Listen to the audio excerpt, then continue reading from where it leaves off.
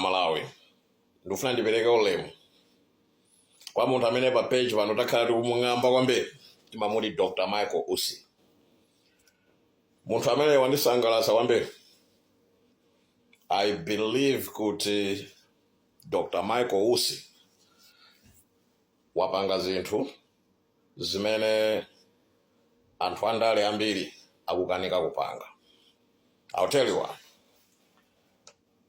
Zimene akuyankhula Michael Usi akuipanga dismantle MCP from inside. Mpaka na MCP yachita mantha.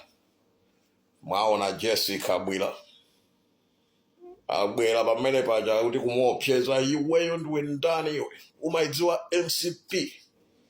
Meaning kuti inu tonse timaidziwa MCP. Ukatuza ifeyo kuti umaidziwa MCP. Basically, you're telling us kuti mukufuna kumupha Michael Usi ndethe umaidziwa MCP language, rhetoric.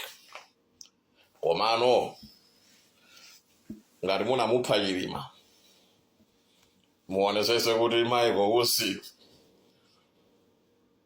ukhale super smart because ndikamutuka nzeru kwambiri. Amaoneka kuti because the comedian anthu a comedy anthu timapanga undermine koma Michael Usi waonesa kuti ndi wanzeru kwambiri. Zimene akuyankhula akuchotsa ulemu wonse umene timampasa chakwera. Akupanga dismantle system yonse imene apanga setup achina chakwera. One by one by one by one. Zimene akuchita ine zikundisangalatsa because I'm a political student. I follow global politics. Ndimafuna ndizipanga understand many anthu akuganizira, many anthu akuyendesera maiko awo. Zimandisangalatsa. I'm a writer. But pakali panopa, I want to give flowers to Dr. Michael Usi. Muntu amene wandisangalatsa kwambiri. I want to give him his flowers as he's there right now. I want to say, Michael Usi, receive your flowers. Waingamba to MCP to ukungati MCP yaluzama votes.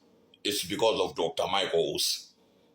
At this point, if this point in time, if we can understand the way the politics is going and we are approaching the elections in Malawi, you have to understand that it's Dr. Michael Usi that has actually dismantled the whole system of chakwera.